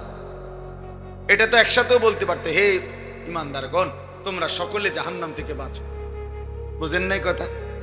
না এমনি বলে না, বলছে আলাদা করে, নিজেকে বাঁচাও এবং পরিবারের সদস্যদেরকে বাঁচাও। অর্থ হইল, যদি কখনো 30 বছর না 90 বছর চেষ্টা, যদি 900 বছরের চেষ্টাতেও যদি সন্তান ফিরে না আসে, স্ত্রী ফিরে না আসে, আল্লাহ বলছে তবুও নিজে একা হলেও জাহান্নামের আগুন থেকে বাঁচো। এই জন্য 950 বছর পরেও ইসলামের সন্তান যদিও কুফরি থেকে ফিরে নাই একজন, কেনান, নূহ আলাইহিস সালাম তো ঈমান ত্যাগ করে মৃত্যু পর্যন্ত। ফেরাউন সে যদিও ঈমান গ্রহণ করে নাই, কিন্তু হযরতে আসিয়া ফেরাউনের স্ত্রী, ফেরাউনের মতো স্বামীর ঘরে সংসার করে যদি একজন নারী শেষ মুহূর্ত পর্যন্ত তার ঈমান বাঁচাইতে পারে, আমার দেশের এক এক নারী ফেরাউনের ঘরে নিয়ে সংসার করে, কথা বলে না কেন, নমরুদের ঘরে নিয়ে সংসার করে, তাহলে সেই নারী কেন নিজেকে পর্দা করতে পারবে না? কেন বেপর্দা থেকে বাঁচতে? বেডি আমারে কইছে আমগো শ্বশুর বাড়ির তারা কইছে দেবরের লগে দেয়া করতাম, বাসুরের লগে দেয়া করতাম, আমি কিতা করব? তে বেড়া কয় এর লাগে তে বেড়া। এটা বললেই আপনি জাহান্নাম থেকে মুক্তি পেয়ে যাবেন? স্বামীর উপরে দোষ চাপাই দিলেই, শ্বশুর বাড়ির শ্বশুর শাশুড়ির উপরে দোষ চাপাইয়া দিলেই একজন মহিলা জাহান্নাম থেকে মুক্তি পেয়ে যাবে? খামখেয়ালি করেন, পুরুষরাও না নারীরাও, ছেলেরা তোমরাও। বাবা আর কোনদিন ফিরবা না। হযরত আবু দারদা রাদিয়াল্লাহু তাআলা আনহু বলেন, ইয়া ইবনা আদম ইন্নামা আনতা আইয়ামুন। হযরত আবু দারদা রাদিয়াল্লাহু তাআলা আনহু বলেন, হে বনি আদম, তোমার হায়াত, তোমার জীবন কিছু সময়ের সমষ্টি। কতগুলো দিন রাত ঘন্টা মিনিটের সেকেন্ডের সমষ্টি হলো তোমার জীবন, তোমার হায়াত। তিনি বলেন, ফালাম্মা মাযা মিন ইয়াউমিকা, না ফালাম্মা মাযা মিনকা ইয়াউমুন মাযা বা'যুক। তিনি বলেন, যখনই তোমার একটি দিন চলে যায়, তো তোমার দেহের, তোমার হায়াতের, তোমার জিন্দেগীর একটা অংশ চলে যায়, চলে যায়। প্রতি ঘন্টা আমার থেকে যায় রে ভাই, ঘড়ির প্রতি সেকেন্ড আমার থেকে যায় বাবা, প্রতি মিনিট আমার থেকে সব যায়। মনে করেন আমার মৃত্যুর পরে, আমনের মৃত্যুর পরে যদি এই পৃথিবীর সব মানুষ উন্নত হয়ে আধুনিক হয়ে চাঁদের দেশেও ঘরবাড়ি করে এলায় সবাই, তো আমার কি লাভ? আমি তো কবর। আমনের লাভ কি চাচা? এরপরে নয়তো আমনের জিফুত মনে করেন নাতি নাতনি মঙ্গল গ্রহে চলে গেছে, আমনের কি? আপনার কি? এই জন্য বুজুর্গানে দিন বলে, মান মাতা কামাত কিয়ামতুহু, যে মৃত্যুবরণ করলো তার কিয়ামত তো শুরু হয়ে গেল। সে তো আর ফিরবে না। সে আর ফিরবে কথা বলেন না। তাহলে এই পৃথিবীতে বন্ধু, তুমি অ্যাক্সিডেন্ট হয়ে তোমার মাথা ফাইটা গেলে, তুমি মারা গেলে, তোমার পাও ভাঙ্গা গেলে, তোমার এই পাও ভাঙ্গার কারণে সূর্য উঠাও বন্ধ হবে না, চাঁদ উঠাও বন্ধ হবে না, এই ব্যস্ততম দুনিয়ার ব্যস্ততাও বন্ধ হবে না। অটো চলবে, সিএনজিও চলবে, ট্রাকও চলবে, বাসও চলবে, সবই চলবে, বাকিরাও মোটর সাইকেল চালাবে, কিন্তু তুমি ভাঙ্গা পাও নিয়ে পড়ে থাকতে হবে, অথবা তুমি মৃত্যু নিয়ে কবরে চলে যাবে। আমার ভাই, আমার বন্ধু, আমি খুব লম্বা করতে চাই না। রাত গভীরে আজকের আমি 5টা আয়াত পড়ছি। এই 5টা আয়াতের মূল বক্তব্য মৃত্যুর স্মরণ, মৌতকে মনে করায় দাও। আমাদের জীবনের একটা গুরুত্বপূর্ণ চিরন্তন সত্য বাস্তবতা হলো মৃত্যুর স্মরণ। দোস্ত, আমরা এই অনিবার্য সত্য চিরন্তন বাস্তবতাকে ভুলে যাওয়ার, অস্বীকার করার, পাশ কাটাইবার, নয়সয় করার কোনো সুযোগ নেই। এই সত্য গ্রহণ করতে মনে থাকলেও মরে যাবেন, মনে না থাকলেও মরে যাবেন, সুস্থ থাকলেও মরে যাবেন, অসুস্থ হলেও মরে যাবেন, রাজপ্রাসাদেও মরে যাবে, জীর্ণ কুঠির কুড়ে ঘরের লোকটাও মরে যাবে, চলে যেতেই হবে। হাসেন কিংবা কাঁদেন, রাতে কিংবা দিন, আনুগত্য করেন আর নাফরমানি করেন, আপনি মরে যাবেন। আমল করতে করতে যদি আব্দুল কাদের জিলানিও হয়ে যান তাইলেও মরে যাবেন, নাফরমানি করতে করতে যদি ফেরাউন নমরুদ হয়ে যান তাইলেও মরে যাবেন। চলে যেতে হবে ভাই। এক চিরন্তন সত্য যে আমাদেরকে মৃত্যুবরণ করতে হবে। আল্লাহ নবী সাল্লাল্লাহু আলাইহি ওয়াসাল্লাম বলছেন, কাফা বিল মাউতি ওয়াইজা। আল্লাহ নবী বলছেন, ওয়াজের জন্য, নসিহতের জন্য, উপদেশের জন্য মৃত্যুর স্মরণ এটাই যথেষ্ট। সমস্ত আউলিয়া, বুজুর্গ, পীর, মাশায়েখ, সব তরিকতের, তাসাউফের, তাজকিয়ার, আধ্যাত্মিকতার যত মাশায়েখ আছে বুজুর্গানে দিন, যুগ যুগ ধরে প্রত্যেক তরিকার পীর বুজুর্গরা তাদের মুরিদদেরকে যে আমলের সবক দেয়, এর মধ্যে একটা আমল এটা সবক যে মৃত্যুর মুরাকাবা। জীবন সুন্দর করার জন্য, দুনিয়ার লোভ কমার জন্য, সম্পদের মোহ কমার জন্য, গুনাহ থেকে বেঁচে থাকবার জন্য, আল্লাহর ইবাদতের উপরে অভ্যস্ত হওয়ার জন্য মৃত্যুর স্মরণ একটা কার্যকর মাধ্যম। কেউ যদি 1 মিনিট চোখ বন্ধ করে ভাবে যে এই চোখটা বন্ধ করলে আমি যেমন কিছুই দেখি না, একদিন সত্যি সত্যি আমার চোখটা বন্ধ হয়ে যাবে, এই পৃথিবীর সমস্ত কিছু চলমান থাকবে, আমি স্তব্ধ হয়ে যাব। ব্যস্ততার এই দুনিয়ায় আহা কত দোকানদার, কত ব্যবসায়ী, কত উপার্জনকারী আছে, 1 মিনিট নাকি তার সময় নাই। 1 মিনিট সময়, দুপুর 2টা বাজে বাড়ির থেকে বাটিত করে ভাত দিয়ে গেছে দোকানে, আসরের ওয়াক্ত হয়ে গেছে, ওনার ভাত খানার টাইম নাই, বেচা কিনার এত চাপ, পেশাবের টাইম নেই। আমার একজনে বলছে, হুজুর বেচতে বেচতে পেশাবেরও টাইম, আধা ঘন্টা 40 মিনিটও হইয়া যায় কোনোদিন পেশাব ধরে থাই, কিন্তু টাইম নাই। আবার অবসর মানুষেরও টাইম নাই, সামান্য অটো চালায় ওনারও সময় নাই, সিএনজি ওনারও সময় নাই, চা দোকানদার ওনারও সময় নাই। যুবক, তোমাদের মোটর আর সাইকেল অথবা মোবাইল চালাইতে চালাইতে তোমাদেরও নামাজ পড়ার সময় নাই। কিন্তু খোদার কসম, তোমারে আর আমারে, দোকানদার রে আর ব্যবসায়ী রে, অটোওয়ালা, সিএনজিওয়ালা, সবাই রে, শিক্ষিত আর মূর্খ সবাই রে, মৃত্যু এসে একদিন থামায়।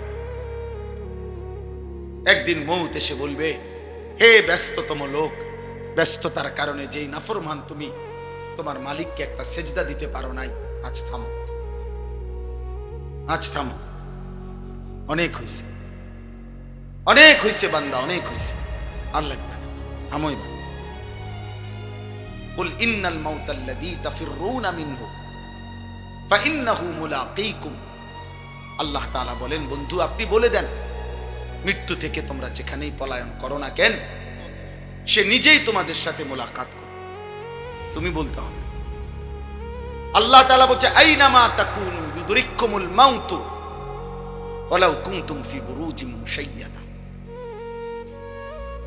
আল্লাহ তাআলা বলছেন, একেবারে এমন একটা দেওয়াল, যে দেওয়াল এত উঁচা যে দেওয়াল টপকাইয়া ভিতরে ঢুকা যায় না, যে দেওয়ালের চারদিকে একটা ছিদ্রও নাই ঢুকবার, আল্লাহ বলে সেটার ভেতরেও যদি আশ্রয় নাও, মৃত্যু তোমার সেখানেই পৌঁছে যাবে। আল্লাহ তাআলা বলছে, ওমা জাআলনা লিবাশারিম মিন ক্বাবলিকাল খুলদ আফা ইন মিত্তা ফাহুমুল খালিদুন। নবীজিকে বলছে, নবীজিকে, বন্ধু আপনার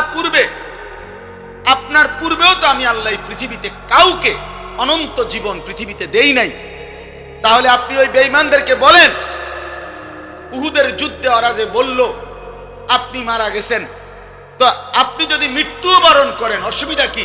তারা কি পৃথিবীতে স্থায়ী থাকবে? আফা ইন মিত্তা ফাহুমুল খালিদুন। আল্লাহ জিজ্ঞেস করছে কোরআন শরীফের আয়াত, ওরে বলেন, এই নাফরমান, তুমি যে ঠাট্টা করো, আমি যদি মরে যাই তুমি কি বাইচে থাকবা? কথা বলে না। এই যুবক বলো না। হাই হাই নওজোয়ান, চেহারা দেখলে বোঝা যায় রে বাপ, আজ কতদিন হয় নামাজ, অনেক ছেলে, আমি বুঝি চেহারা, আমি বুঝি ভাব। তোমরা এমন অনেক ছেলে আসো, গত 365 দিনের এক বছরে কোনদিন যে ফজরের নামাজ পড়ো না। হায় হায়, খোদার কসম, নবী বলছে যে ফজরের নামাজ পড়ে না সে মুনাফিক। আল্লাহর কসম, নবীজি বলছে সে মুনাফিক, মুনাফিক, মুনাফিক। হযরত আব্দুল্লাহ ইবনে ওমর বলছে, নবীর সাহাবী, নবীজির জামানায় আমরা ফজরের অনুপস্থিতি দেখে মুনাফিক চিনতাম। হযরত আব্দুল্লাহ ইবনে মাসউদ বলছে, নবীজির জামানায় নবীজি কাউকে মুনাফিক হিসাবে সন্দেহ করলে তাকে ফজরের নামাজে খুঁজতেন। 2 দিন বা 3 দিন অনুপস্থিত দেখলে খোদার কসম নবী বলতেন, হ্যাঁ আমি তার ব্যাপারে এটাই ভেবেছিলাম যে সে মুনাফিক।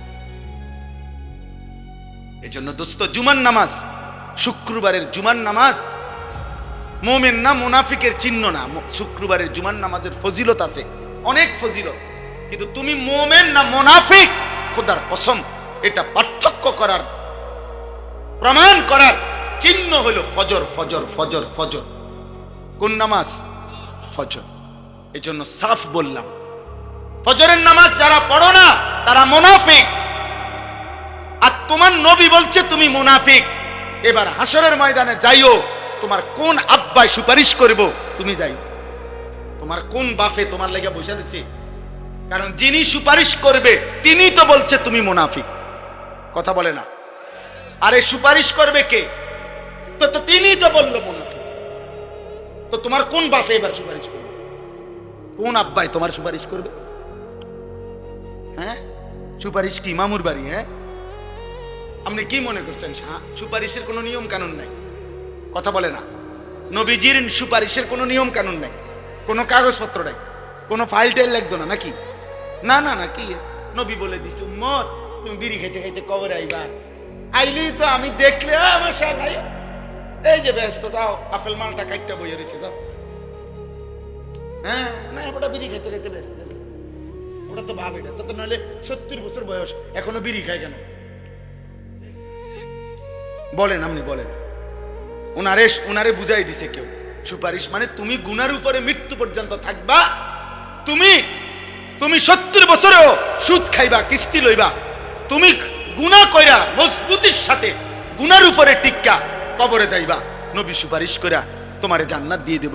এর মানে সুপারিশের মানে এই না? না, আপনার বিবেক কি বলে এটা? তাইলে প্রিয় যুবক তুমি বলো, গত 365 দিনে এক বছরে যে কোনোদিন 5 ওয়াক্ত নামাজ পড়বা না, পড়ো নাই, আমার বাপ আজ মরলে তুমি সুপারিশ কেমনে পাইবা? আব্বা কেমনে এত বড় ভুল করলা? এমন নবীকে কেমনে ভুলে গেলা? তুমি জানো তিনি 23 বছর তোমার জন্য প্রতি রাতে কাঁদছে। 23 বছর তিনি এই পরিমাণ কাঁদছে এক এক রাত। ওনার স্ত্রী আম্মা জান আয়েশা রাদিয়াল্লাহু তাআলা আনহা বলেন, বহু রাত আমি দেখছি নবীর তাওয়াররামাত কাদামাহু, কানতে কানতে দাঁড়িয়ে থাকতে থাকতে দুইটা পা মোবারক ফুলে ফুলে গেছে। এমন চোখের পানির এই বিনিময়, এই বিনিময় বলো বাপ। গত 10 বছরে কোনোদিন মনে পড়ে নাই যে তোমার নবী কেমনে চুল রাখতেন? আমাদের নবী সাল্লাল্লাহু আলাইহি সাল্লামের মাথা মোবারকে চুল ছিল না? সাহাবায়ে কেরামের মাথায় চুল ছিল না? আউলিয়া কেরামের মাথায় চুল ছিল না? তো তোমার কি একবারও মনে পড়লো না? একবারও মনে পড়লো না? বলেন না। আমার দুঃখ এটা বাবা, বয়স্ক বাবা আপনারা কোন যারা বিড়ি খান, আপনি এই বিড়িওয়ালা দুর্গন্ধ মুখ নিয়া নবীজির সামনে কেমনে দাঁড়ান? বলেন না। আপনার বিবেক কি বলে? আপনার বিবেক কি বলে? আপনার বিবেক কি? কোরআনুল কারীমের মধ্যে স্পষ্ট আছে, কোরআন শরীফের আয়াত, আল্লাহ বলছে জাহান্নামীদের খাবার, জাহান্নামীদের খাবার। আল্লাহ বলছে জাহান্নামীদের খাবারের দুইটা বৈশিষ্ট্য। এক, জাহান্নামীরা যেই খাবার জাহান্নামে দিবে এর দ্বারা 1 নাম্বার তাদের ক্ষুধা নিবারণ হবে না। 2, কোনো পুষ্টি, কোনো ভিটামিন হবে না। লা ইউসমিনু ওয়ালা ইউগনি মিন জু'। জাহান্নামীদের খাবারে ক্ষুধাও নিবারণ হবে না, ক্ষুধাও মিটবে না, পুষ্টি ভিটামিনও হবে না। অতএব স্পষ্ট কথা, বিড়ি সিগারেট এটা এমন একটি জিনিস যার দ্বারা ক্ষুধাও নিবারণ হয় না এবং এটার দ্বারা কোনো ভিটামিন, শরীরের কোনো পুষ্টিও হয় না। এই জন্য বিড়ি সিগারেট আর কিছু না হোক, এটা জাহান্নামীদের খাবার, এ ব্যাপারে কোনো সন্দেহ নেই। এটার মধ্যে না কোনো ক্ষুধা নিবারণ হয়, না কোনো পুষ্টি আছে। আপনি কোন ডাক্তার? এই যে ডাক্তার আছে আমার পাশে, আমার সাথে আইছে, জিজ্ঞাসা এরকম ডাক্তার বলে।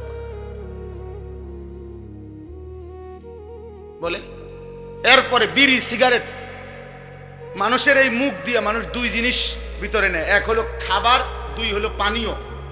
এ পানি, 7 আপ, কোক, জিডাই হোক, মজু, ঠান্ডা জিডাই হোক, হয় খাবার বা তরকারি বা এই জাতীয় কিছু, ফল ফলাদি, আর নাই তো পানীয় জাতীয় কিছু। এই বিড়ি সিগারেট এটা কি খাবার? এটা পানীয়? এটা 7 আপের বিকল্প? এটা মজুর বিকল্প? এটা ভাতের বিকল্প? তো এটা কি? তা এটা খাবারও না, পানীয়? এটা ধোঁয়া। এটা কি বলেন না? কি? ধোঁয়া। ধোঁয়া, ধোঁয়া, আগুন কোন সুস্থ মানুষের প্রিয় হইতে পারে না।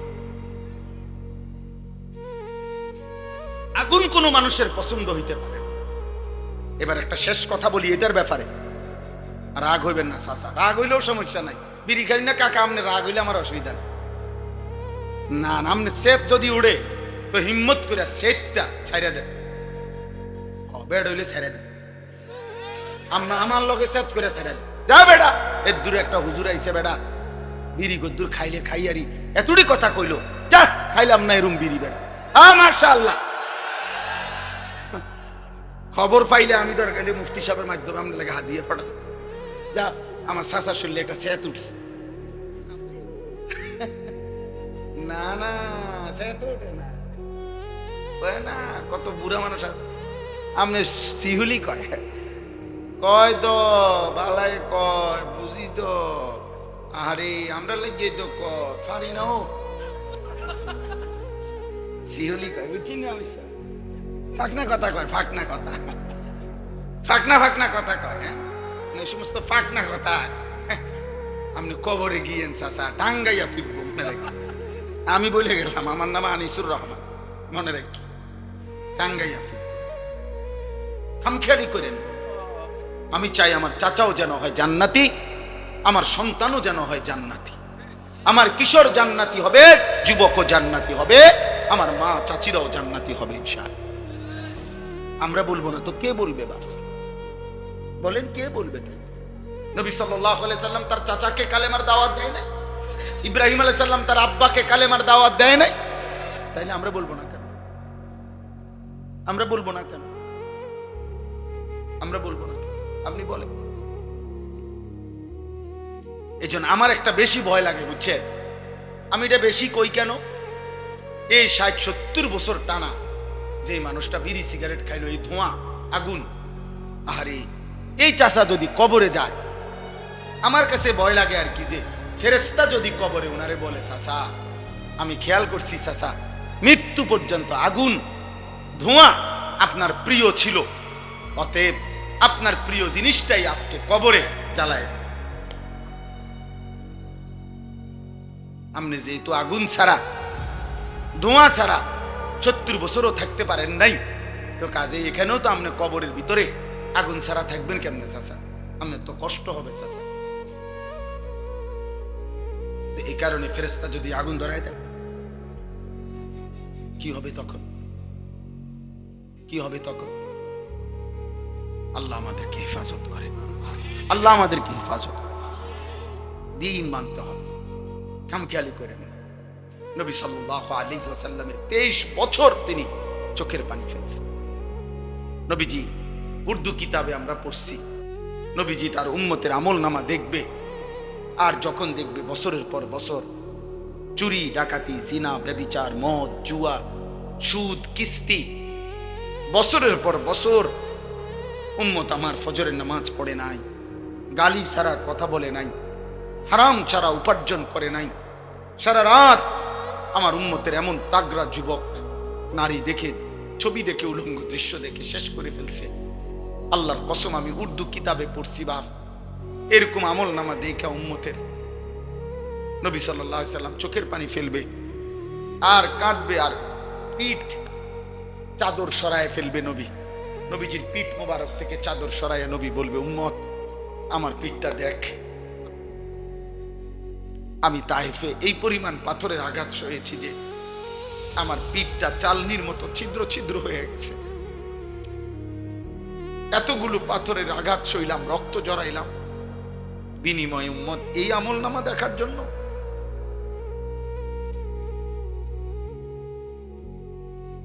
এই আমল নামা, আমি শ্রেষ্ঠ নবী, তুমি আমার শ্রেষ্ঠ উম্মত, আমার উম্মত 30 বছর সুদ খায়, আমি এটা আমার মালিকের সামনে সুপারিশের জন্য কেমনে পেশ করবো? ভাই তুমি নাম্বারই পাইছো হুদা 12, তোমারে ফাঁস করায় দিবার জন্য, কেমনে প্রিন্সিপালের কাছে এটা দিব কেমনে? তুমি যে হুদা নাম্বারই পাইছো হুদা 12, কোনানে 12 কোনানে 40, কথা বুঝেন নাই? কোন বাবা যদি 12 বছর বিদেশ থেকে তার এক ছেলেকে ঢাকা শহরে মনে করেন পড়াইলো, 12 বছর পর্যন্ত তার সমস্ত টাকা লক্ষ লক্ষ ব্যয় করলো, 12 বছর পরে অনার্সের ফাইনাল ইয়ারের পরীক্ষার রেজাল্ট যখন বের হইল, দেখা গেল রেজাল্টের কাগজের মধ্যে ফেল, তো ওই বাপ কি বলবে না যে বাপ গত 12টা বছর আমি মাথার ঘাম পায়ে ফেলে একটা একটা টাকা জমাইয়া তোরে পড়াইলাম, টাকাগুলো দিলাম, বিনিময়ে এই কি ফলাফল বাবা? বলেন। রাসূলুল্লাহ সাল্লাল্লাহু আলাইহি সাল্লাম বলবেন, উম্মত আমার 23 বছরের চোখের পানির এই বদলা, আমার তায়েফের রক্তের এই বদলা, আমি 14 দিনের চাইতে বেশি পেটে খন্দকের যুদ্ধের সময় 2টা পাথর বাইন্দা আমি ক্ষুধার কষ্ট সয়েছিলাম উম্মত, বিনিময়ে এই আমলনামা দেখার জন্য। আমি উহুদের দান দান শহীদ করা রক্তে আমার শরীরটা রক্ত মাখা হয়ে আমি গর্তের মধ্যে পড়েছিলাম ঘন্টার পর ঘন্টা, এই আমলনামা দেখার জন্য। কি বলবি নওজোয়ান? এই নওজোয়ান নারী দেখো, ছবি দেখো। একদিন সত্যিকার সত্যিকার খোদার কসম বলে গেলাম, একদিন মনে পড়বে, একদিন দেখবা শরীরের শক্তিও নাই, কোমরের শক্তিও নাই, যৌবনের ক্ষমতাও নাই, নিজের হাত নিজের লজ্জাস্থানে নাপাক ব্যবহার করে, আর নারী দেখে দেখে, ছবি দেখে দেখে, উলঙ্গ দৃশ্য দেখে দেখে রাতভর দিনভর শরীরের যৌবনের ক্ষমতাটাও শেষ করে দিছ, আখেরাতটাও জাহান্নাম ঠিক করে ফেলছ। একদিন দুনিয়া আখেরাত দুই দিকেই হতাশা ছাড়া আর কিছু না। আমি বললাম ভাইয়া মনে রাখো, এই বন্ধুর কথা মনে রাখো। আমি তাজরবাগা মুজাররাব, পরীক্ষা করি, আমার এই নিয়ে ফিকির আছে, গবেষণা আছে। অতএব একটা যুবক হলো মনে রাখো, আমি আগেই বলছি আমার অনেক মানুষ দিয়ে আমি করবো কি, আমি তো ভোটে হারাইছি। একজনও যদি ফিরে, নওজোয়ান তোমরা ফিরে আসো, তোমরা ফিরে।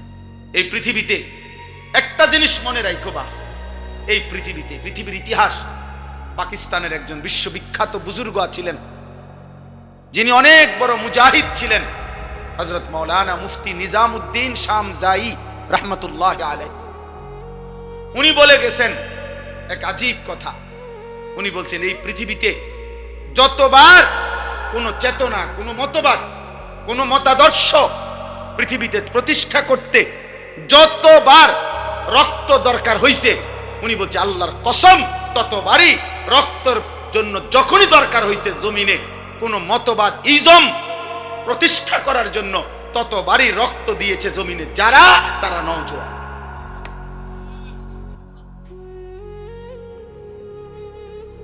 এই জন্য ইসলামের জন্য, আল্লাহর দ্বীনের জন্য বদরের যুদ্ধে, উহুদের যুদ্ধে, রাসূলুল্লাহ সাল্লাল্লাহু আলাইহি সাল্লামের 23 বছরের জিন্দেগিতে যারা জীবন দিয়েছে, রক্ত দিয়েছে, কলিজার খুন দিয়েছে, শাহাদাতের নজরানা পেশ করেছে, তারা অধিকাংশই ছিল নওজোয়ান।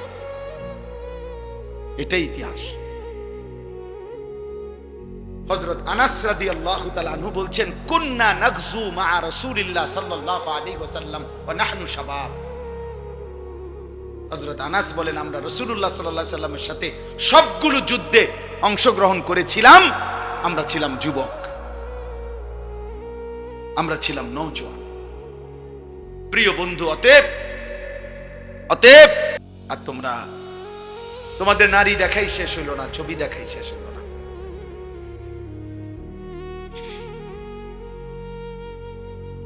তোমাদের মনে হলো না যে এমন মুসিবত কোনোদিন তোমাদের উপরে হইতে পারে। তোমরা মনে করছো আজীবন। ছেলেদেরকে আমি বলি, বাবাদেরকে বলি, কি ভাবছেন ইসরায়েলের ইহুদিরা গাজার মুসলমানকে হত্যা করার পরে, শেষ করার পরে তারা থেমে যাবে তো? পৃথিবীতে আর কোথাও আক্রমণ করবে না তো? এটা ভাই একজন বিবেকবান ছেলে হলো ভাই, ভেবো বাপ, মনে রাখো বাবা, মনে রাখো।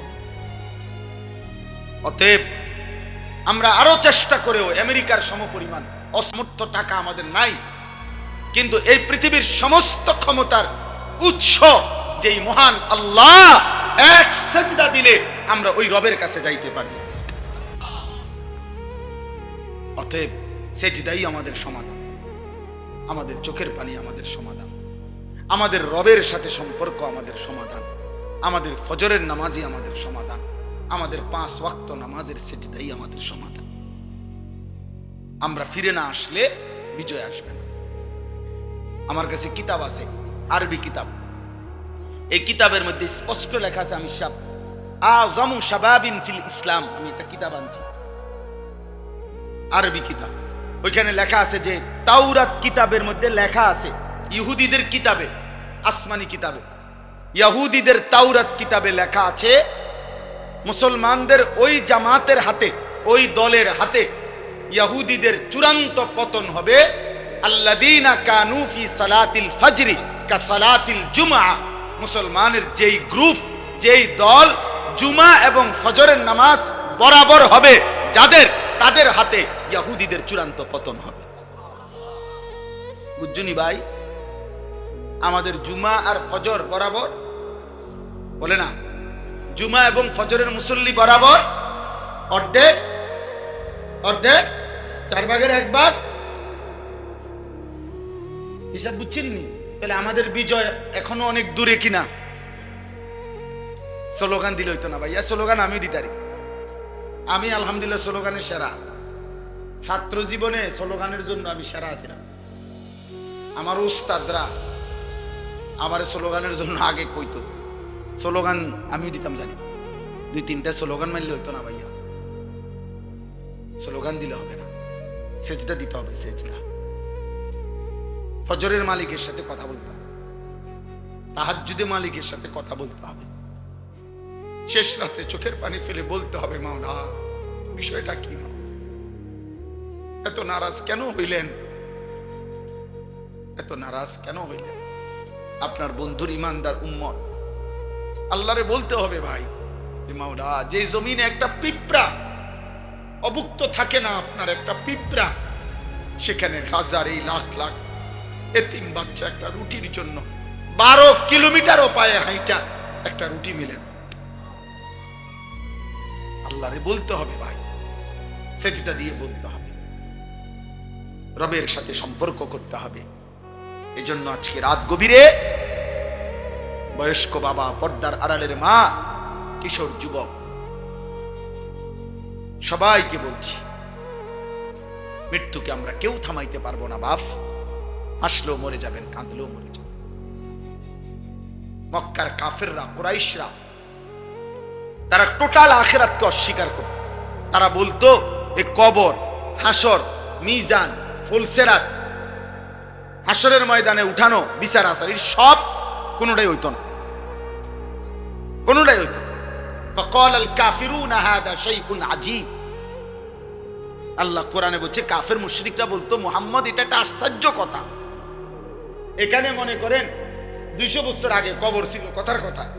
তো 200 বছরের ভিতরে কোনাকার মাটি কই গেছে গা, কোনার আড্ডি কই গেছে গা, কোনখান থেকে কোনটা উইরা, কোনখানের মাটি কই চলে গেছে। তো এই আড্ডি অস্তিত্ব যেখানে 500 বছর আগের কবরের নাই, চিহ্নও নাই, এগুলো কইতে টোয়াই আনবো, কই একত্র করব, কি কয় এগুলো? নাউজুবিল্লাহ।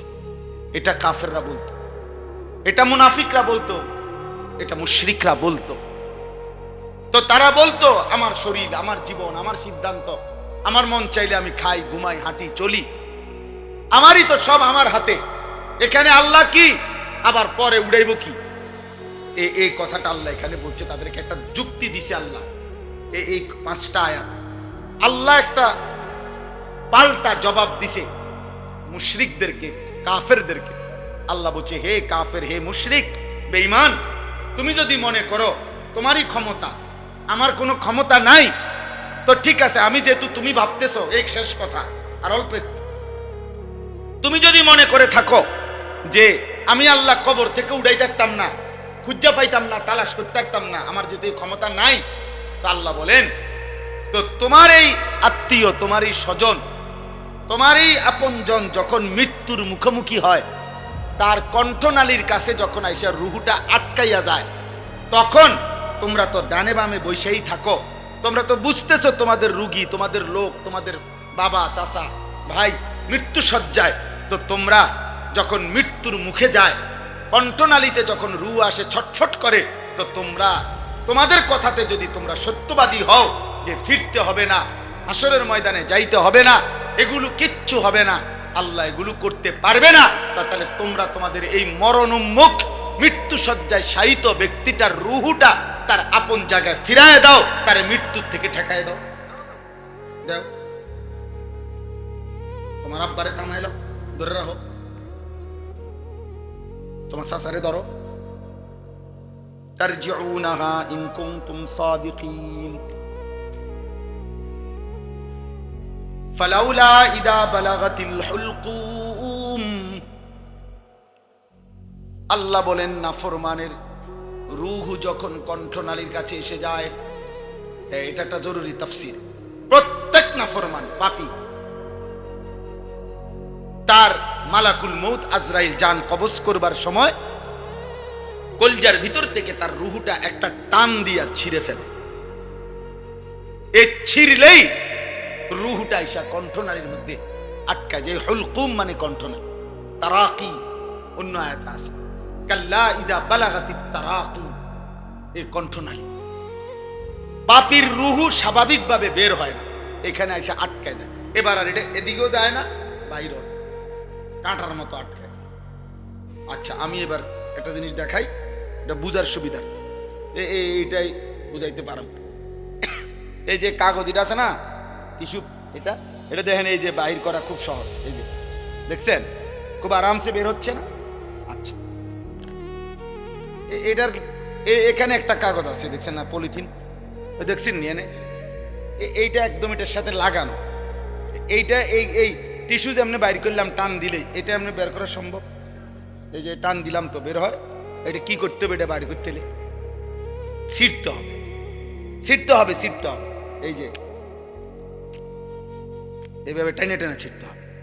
আল্লাহর কসম, তাফসীরে আছে, নাফরমানের কণ্ঠনালীতে যখন পাপীর, এই চোর, ডাকাত, জিনাকার, ব্যভিচারী, মদখোর, নেশাখোর, গাঁজাখোর, সুদখোর, হারামখোর, মুশরিক, মুনাফিক, বেঈমান, তার কণ্ঠনালীর কাছে যখন আইসা রুহুটা আটকায় যাবে, মালাকুল মউত আজরাইল টাইনা টাইনা ছিঁড়া ছিঁড়া বাইরে, ছিঁড়ে ছিঁড়ে। হাদিসে আছে, অথবা শিকের মধ্যে যে কাবাব, এটা দিয়েও বুঝাইছে। ওই শিকের মধ্যে আর শিকের মধ্যে যে কাবাব বানায়, গোস্তের কাবাব, এটা এমনি এমনি মিশায়া বানায়, পরে যখন এটা খুলে তো কাবাব এটা টাইনা টাইনা খুলে, এই টাইনা টাইনা গোস্তের টুকরা টুকরা যেরকম টাইনা টাইনা খুলে, আল্লাহ রসুল বলছে নাফরমানের কণ্ঠনালী থেকে রুহুটা ফেরেশতা আজরাইল এভাবে টেনে টেনে বের করে। আরো আছে, মনে করেন তুলা, তুলা ব্যান্ডিজের ভিতরে যেভাবে টাইনা টাইনা চিরা চিরা বাহির করে, এইভাবে আপনার টেনে টেনে বের করে। তো আল্লাহ তাআলা বলেন, ফালাউলা ইজা বালাগাতিল হুলকুম, নাফরমানের রূহ যখন কণ্ঠনালীর কাছে চলে আসে, ওয়া আনতুম হিনা ইদিন তানদুরুন, তোমরা তো তখন চারপাশে থেকে দেখতেই আসো যে ছটফট করতেছে, ছটফট করতেছে, তোমরা বুঝতেছো, তোমরা সবাই বইয়া রইছো ডানে বামে। আল্লাহ বলেন, ওয়া নাহনু আকরাবু ইলাইহি মিনকুম ওয়ালাকিন লা তুবসিরুন, আমি আল্লাহ কিন্তু এখানে আছি, যদিও তোমরা আমাকে দেখছো না, কিন্তু তোমাদের ওই মুমূর্ষ ব্যক্তির সামনে আমিও আছি অদৃশ্যভাবে, আর তোমরাও আছো চতুর্দিকে। তো আল্লাহ বলেন, আমিও আছি, তোমরাও আছো। ফালাউলা ইন কুনতুম গায়রা মাদিনিন, তোমাদের দাবি যদি হয় যে তোমাদেরকে ফিরানো হবে না, হাসরের ময়দানে নেওয়া হবে না, কবর থেকে উঠানো হবে না, তাহলে তারজিউনাহা ইন কুনতুম সাদিকিন, যদি সত্যবাদী হও তোমরা এই কথায়, তো তোমাদের এই মুমূর্ষ ব্যক্তির রূহটা কণ্ঠনালী থেকে আপন জায়গায়, আগের জায়গায় ফিরিয়ে দাও। কথা বলে না? সম্ভব? সম্ভব? আবার বলেন সম্ভব? অতএব দোস্ত, তুমি আল্লাহর থেকে ফিরবা না, তুমি আজরাইলের হাত থেকে ছুটতে পারতা, সাক্ষাৎ হবে। এই জন্য বাপ আমার, ভাই আমার, বন্ধু আমার, এই রাত গভীরে আলহামদুলিল্লাহ আপনারা অনেক ভালো লাগলো। এত রাত আপনারা যে সবর করে এতটা সুন্দর করে গরমের মধ্যে বসেছিলেন, আল্লাহ আপনাদের এই বসার মধ্যে বরকত দান, সেকেন্ড সেকেন্ডে বরকত দান করে। প্রিয় ভাই আমার, নওজোয়ান সাথী আমার, একটা মাহফিলে বারবার আসা খুব কষ্টকর, সারাটা দিন দৌড়াই, আমরা কোনো রাত নাই, দিন নাই, জিন্দিগির কোনো আগামাতা নাই, পথে পথে খাই, পথে পথে ঘুমাই। এই জন্য ভাই, আবার যদি কোনো দিন আসতে না পারি, আমাদের এই প্রিয় শ্রদ্ধেয় হযরত মাওলানা মুফতি মহসিন সাহেব, উনি আমার আমির সাহেব, আমার অনেক শ্রদ্ধেয় মানুষ, আমরা একসাথে থাকি, চলি, অনেক পেরেশানি করছে উনি এই মাহফিলটার লেগে। হজে বলছে, ওমরাতে বলছে, উনি নিজে সৌদি আরব থেকে যোগাযোগ করছে, আলহামদুলিল্লাহ আল্লাহ আনাইছেন। তো এই জন্য বললাম, আমরা সবার কাছে অনুরোধ, কিশোর ভাই, নওজোয়ান ভাই, তুমি আল্লাহর দিকে ফেরো, তুমি আল্লাহর দিকে। এই বন্ধুর কথা মনে করো, গুনার মধ্যে মজা নাই বাপ। শায়েখ আলী তানতাবি বলছে, একজন আরবের বিখ্যাত মানুষ ছিলেন, আছেন, তিনি বলছে যে, হে যুবক, এই পৃথিবীর সবচেয়ে বেশি শক্তিশালী পুরুষের শক্তি যদি তোমার শরীরে দেওয়া হয়, আর কারুনের সমপরিমাণ যদি সম্পদ তোমাকে দেওয়া হয়, 10,000 নারী যদি তোমার বিছানায় দেওয়া হয়, সকলের সাথেই জিনা করবার পরেও খোদার কসম তিনি বলছেন কারুনের সম্পদ শেষ হয়ে যাবে, তোমার শরীরের শক্তি শেষ হবে, 10,000 নারীর সাথে মিলিত হওয়া শেষ হইবে, কিন্তু তুমি তৃপ্ত হবা না। গুনাহ তৃপ্তি দেয়। এজন্য যে যুবক সন্ধ্যা থেকে নিয়ে ফজর পর্যন্ত যদি তুমি সারা রাতে যদি উলঙ্গ ছবি দেখো, এরপরও যদি তুমি ঘুমাইয়া ঘুমের থেকে ওঠো, আল্লাহর কসম উঠলে আবার দেখতে মন চাইবে, কারণ তুমি তৃপ্ত হও নাই। এজন্য গুনাহ তৃপ্তি দেয় না। কিন্তু একজন পবিত্র স্ত্রী একজন পুরুষের 70 বছর চলে যায়। এক স্বামী তার স্ত্রী নিয়া 90 বছর পার করে ফেলে। এজন্য গুনাহ কি দেয় না? এক সাগর মদ পান করলো, মদখোর, নেশাখোর, গাঁজাখোর, ফুট্টাখোর, বাবাখোর, ডাইলখোর, ইয়াবাখোর, এই হারামখোর কোনোদিন তৃপ্তি পায় না। আর এক মোমেন এক গ্লাস পবিত্র পানি পান করলেই তৃপ্ত হয়ে যায়। গুনাহ তৃপ্তি, রোনা জলে তৃষ্ণা মেটে না, গুনাহে তৃষ্ণা মেটে। আল্লাহর দিকে ফের বয়স্ক বাবা চাচা যারা আছেন, গুনাহ ছেড়ে। সাদওয়ানের বিরুদ্ধে আমি না, আপনি সাদওয়ানে চা খান, কিন্তু বেডি চাইয়েন না, টেলিভিশন চাইয়েন না, টেলিভিশন চাই হ্যাঁ না, বিড়ি খাইয়েন জি গাইলে খায় না, যেটা কি যেটার কি আর এই বয়স আছে যেটা খবর শুনি। আমার প্রশ্ন হলো যেটা মানুষে কি চোখ দিয়ে নি শোনে, কথা কথা আপনি দি চোখ দিয়ে চাইয়া রয়েছেন।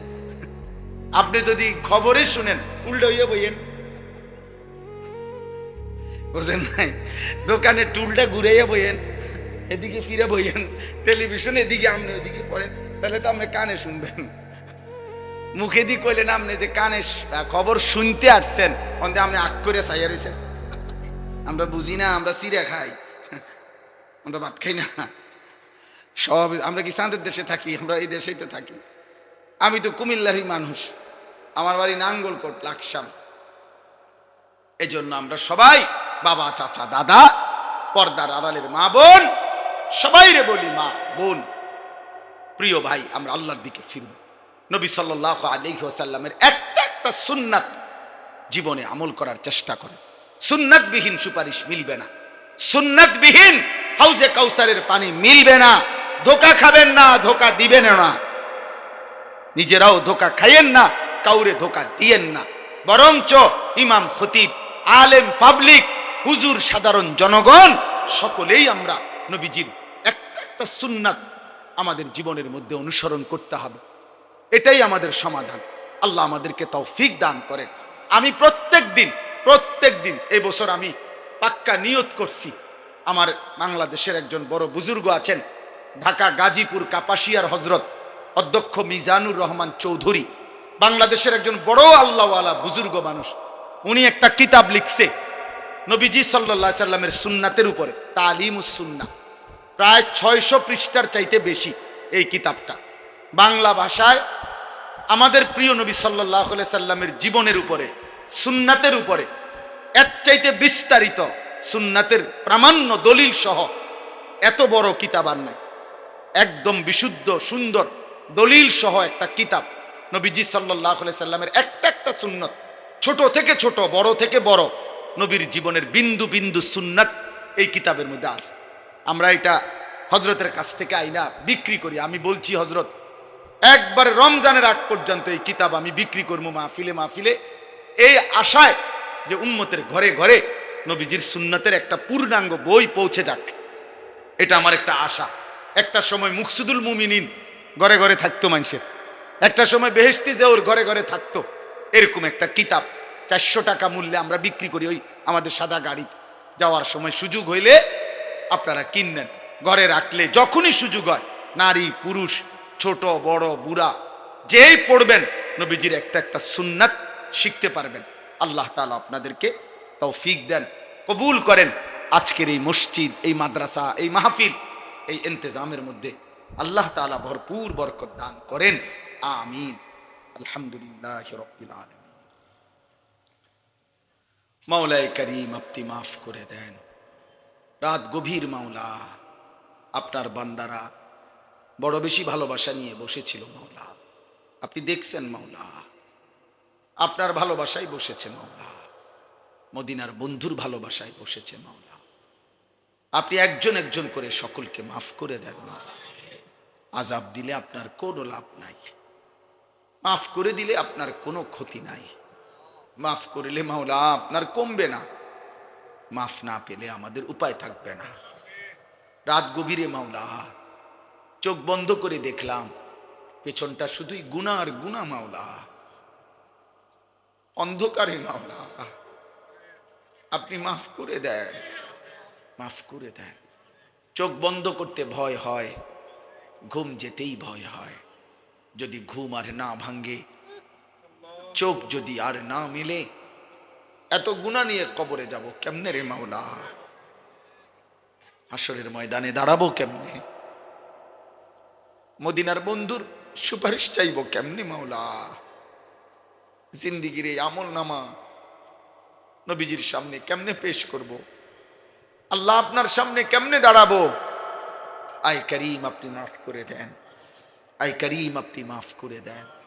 আপনি রহমান আপনি মাফ করে দেন, আপনি রহিম আপনি মাফ করে দেন, আপনি গফফার আপনি মাফ করে দেন, আপনি গফুর আপনি মাফ করে দেন।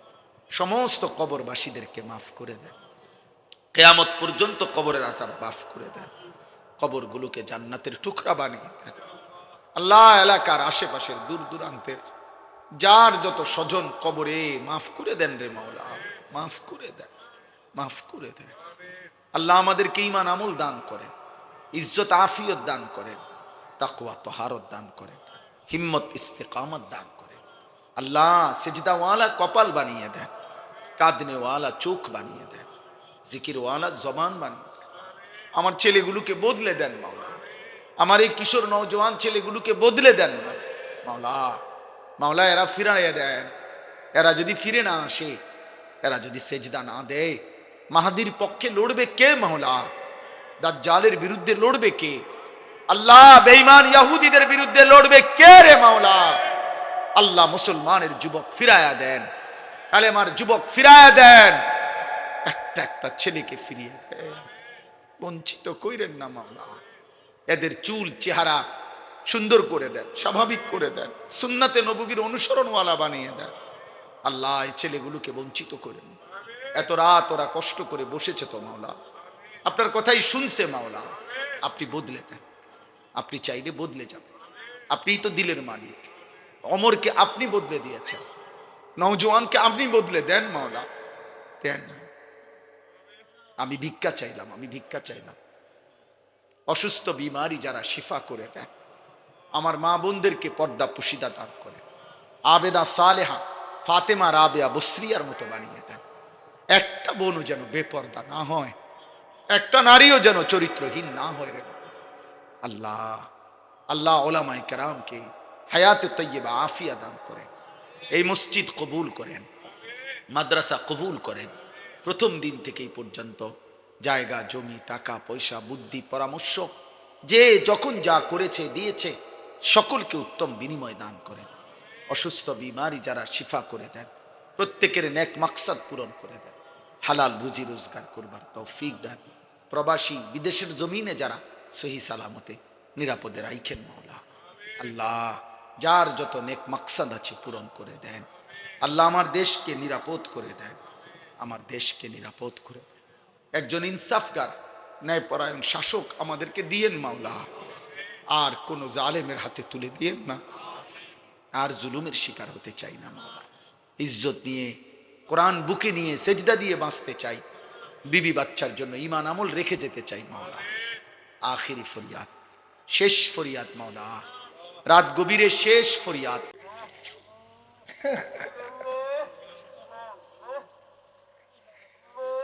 আল্লাহ মোমেনের আর কত রক্ত ঝরবে, আপনার বন্ধুর উম্মত তো এরা মাওলা।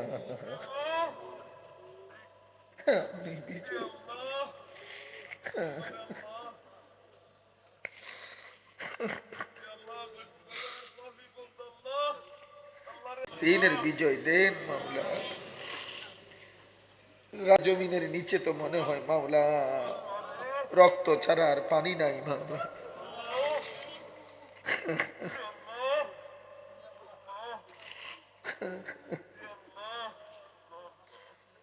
আল্লাহ ইয়া রব্বা মুহাম্মদ উনসুর উম্মত মুহাম্মদ, ইয়া রব্বা মুহাম্মদ ইরহাম উম্মত মুহাম্মদ।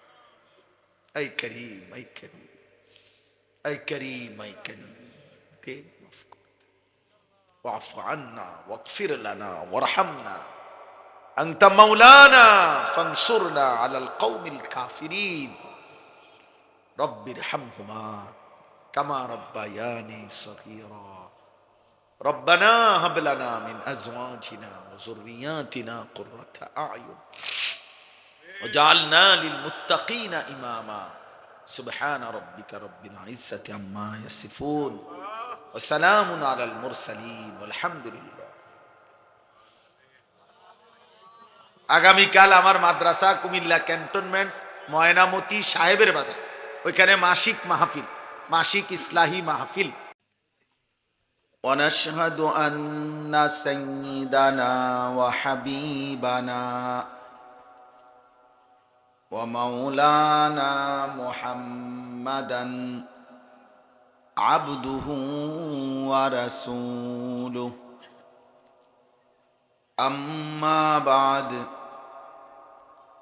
فأعوذ بالله من الشيطان الرجيم، بسم الله الرحمن الرحيم، فلولا إذا بلغت الحلقوم وأنتم حينئذ تنظرون ونحن أقرب إليه منكم ولكن لا تبصرون، فلولا إن كنتم غير مدينين ترجعونها إن كنتم صادقين، صدق الله مولانا العظيم. وقال نبينا صلى الله عليه وسلم أكثروا ذكر هادم اللذات، اللهم صل على محمد وعلى آل محمد كما صليت على إبراهيم وعلى آل إبراهيم إنك حميد مجيد، اللهم بارك على محمد وعلى آل محمد كما باركت على إبراهيم وعلى آل إبراهيم إنك حميد مجيد، سبحانك لا علم لنا إلا ما علمتنا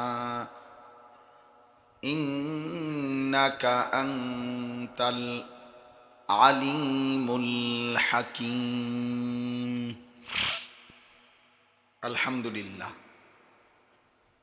আল্লাহ পাক রব্বুল ইজ্জত জুল জালাল ওয়াল ইকরামের ফজল কারাম, রব্বুল আলামিনের অপরিসীম ইহসান মেহেরবানি দয়া, আল্লাহ তাআলা আমাদেরকে আজ 10 অক্টোবর 2025 রোজ শুক্রবার কুমিল্লা জেলা বরুড়া উপজেলাধীন শাকপুর নরেন্দ্রপুর মদিনাতুল উলুম মাদ্রাসা ও মোল্লাবাড়ি মদিনা জামে মসজিদের উদ্যোগে আজকের এই 13তম বার্ষিক ওয়াজ মাহফিলে আল্লাহ তাআলাই আমাদেরকে আসবার বসবার আল্লাহর জন্যই জমা হওয়ার তৌফিক দান করেছেন।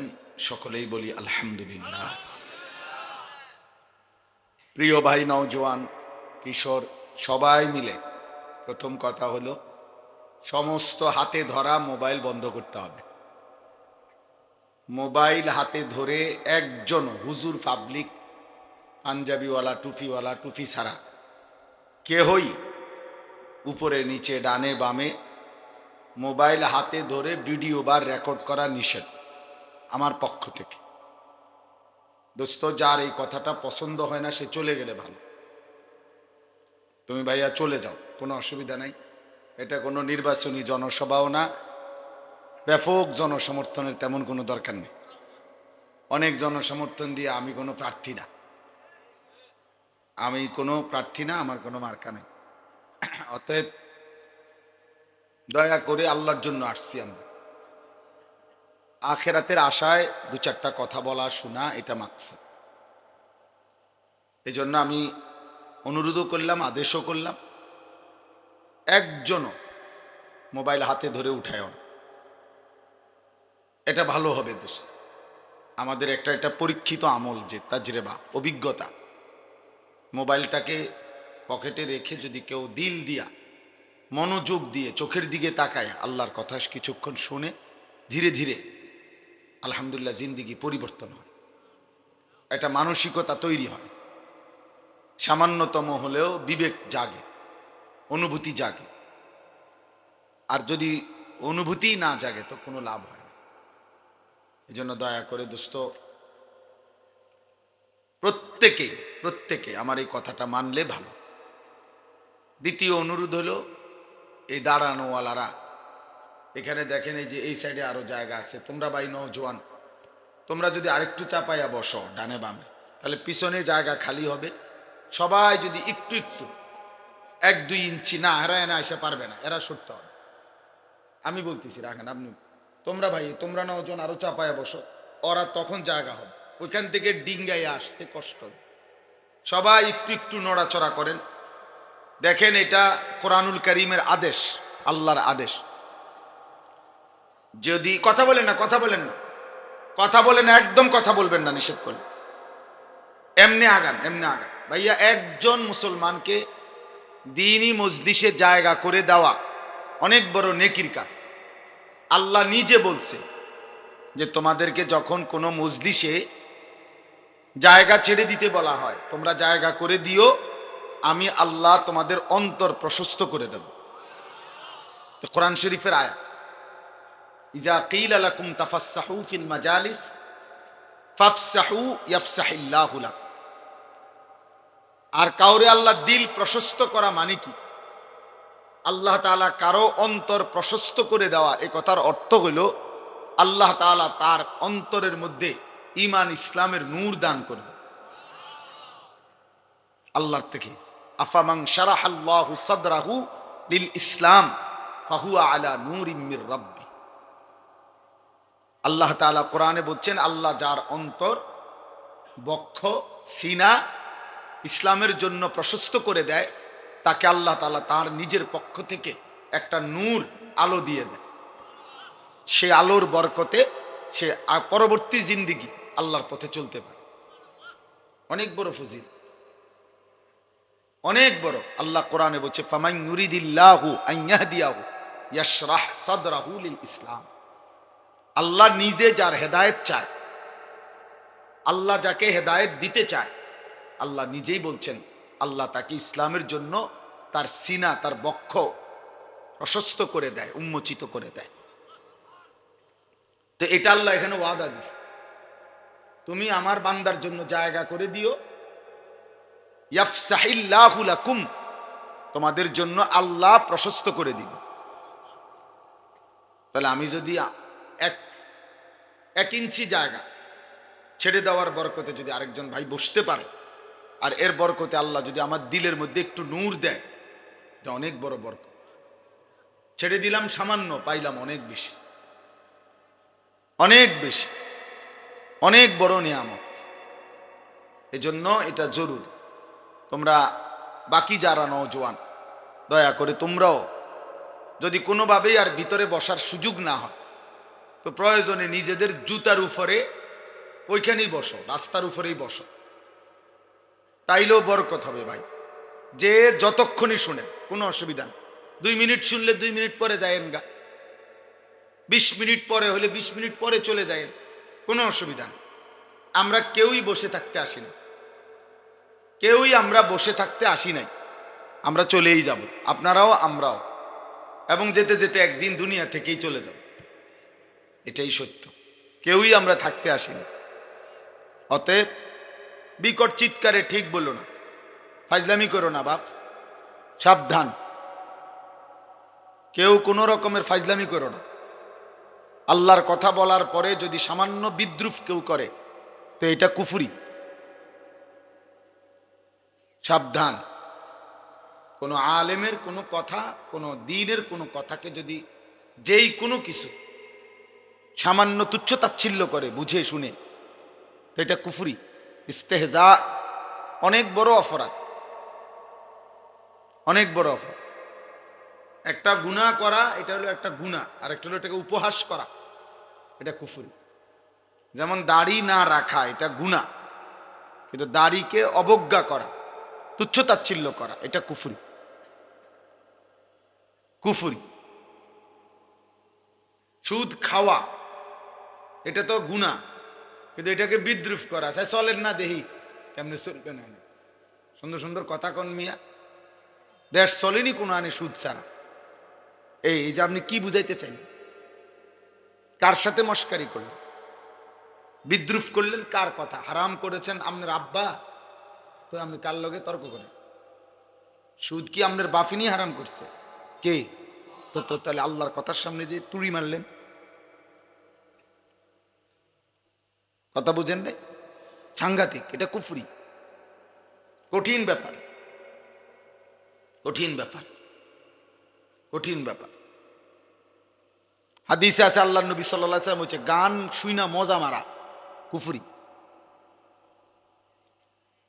গান গান শুনে তাল, আহ কি কইল রে, কইল মানে আমরা ইমান নিল আর কি।